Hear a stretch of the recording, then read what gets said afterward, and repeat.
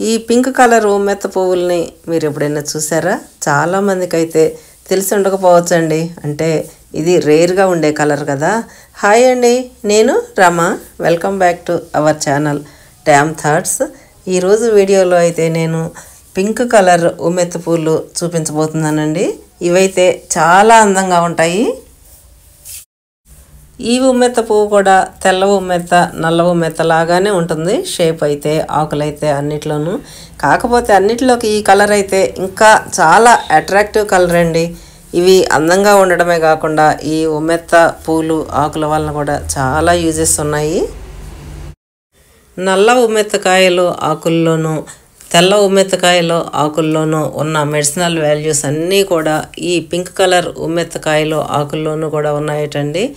కాళ్ళు కానీ చేతులు కానీ ఎక్కడన్నా కొద్దిగా వాపు కనపడి నొప్పిగా అనిపిస్తే ఈ ఉమ్మెత్త ఆకుల్ని కొద్దిగా నూరి ఆ పసర లాంటిది రాస్తే చాలా వరకు తగ్గిపోతుందట.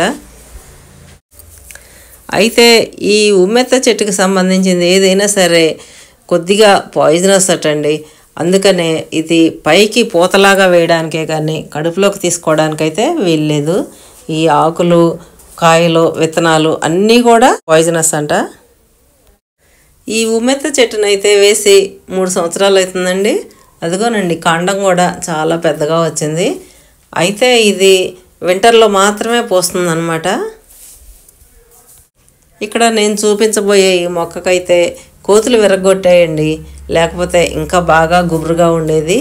కోతులు విరగొట్టినా కానీ ఉన్న ఒక్క కొమ్మ కూడా చాలా బాగా పూసిందండి. పూసిన 5-6 పూలు కూడా చాలా అందంగా ఉన్నాయి. పింక్ కలర్ పూలతో గొడుగులాగా ఉన్న ఈ ఉమ్మెత్త మొక్క వీడియో మీకు నచ్చినట్లయితే లైక్ చేయండి, షేర్ చేయండి, సబ్స్క్రైబ్ చేసుకోండి. ఈ వీడియో లాస్ట్ వరకు చూసినందుకు థ్యాంక్ యూ. నెక్స్ట్ ఇంకో మంచి వీడియోతో మీ ముందుంటాను. అంతవరకు కూడా బాయ్.